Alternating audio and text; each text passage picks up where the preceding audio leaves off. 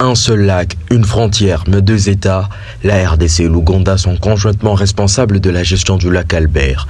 Pourtant, chaque année, de nombreux pêcheurs de deux côtés sont arrêtés de part et d'autre pour non-respect de normes de la pêche. Les animateurs de l'organisation Au Palais a issu des accords bilatéraux entre les deux États dans le cadre de la pêche, séjournant en Ituri afin de s'imprégner des défis présents sur le lac Albert. De quoi susciter une lueur d'espoir face à cette problématique longtemps reconnue, confie l'ingénieur Fiston Kabaseke. On a apprécié cette organisation.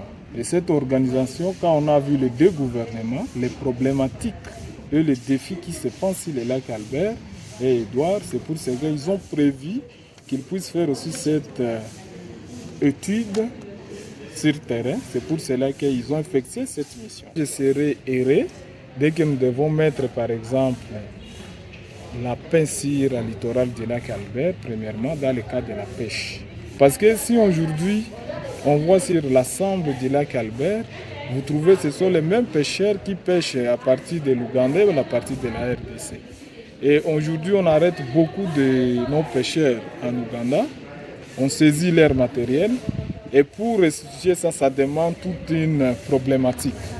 Et si par exemple cette organisation aussi pourrait venir dans le cadre de nous appuyer pour restituer par exemple les matériels des Congolais, et les Congolais par exemple si on les arrête en Ouganda, ils pourraient rentrer, on pourrait les transférer par exemple en RDC pour être punis, et là ça doit nous soulager.